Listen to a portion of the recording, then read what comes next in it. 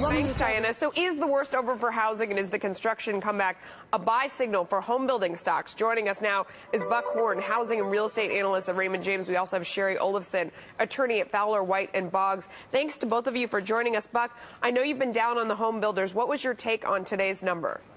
Well, today's number, it really, again, like Diana mentioned, is driven solely by multifamily. If you actually look at the single-family number, which is, again, the single-family number we look at most is the permits number, it was down 5% versus December. Unfortunately, the trends for single-family, if you look at permits, the MBA purchase index, and even builder sentiment, all those forward-looking indicators are telling us single-family, it's going to be a very tough year to sell new houses once again in 2011. Shari, big story in the paper today. I want to get your take.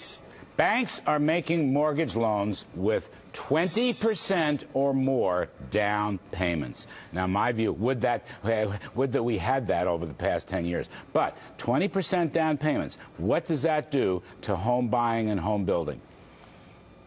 Well, obviously, it makes it more difficult for anyone to get into the market, particularly now with the high levels of unemployment and underemployment in terms of cutbacks in people's salary.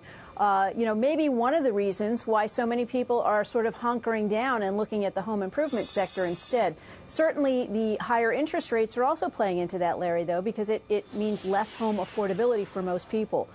These recent numbers that we saw, though, were really no surprise. I mean, permits were up so much last month because, in part, to laws changing in some key states, and home starts were down so much last month because, in part, to weather conditions. So all of these are going to take 3 to 6 months in terms of trends for us to see anything that really matters. But the home builders are looking mostly at prices, and they're looking at inventory. And we know what's going to happen in the next year as far as those factors go because of the foreclosures and unemployment and just like you mentioned, the mortgage credit availability, not only for home buyers, but also for the builders themselves. You know, Buck, I want to get your reaction to Diana Olick's piece that you heard going into this segment. I'm curious to know where exactly consumers are getting all this money to spend on home renovations and whether or not we can really see that sustain itself. Therefore, is it worth buying Home Depot or Lowe's?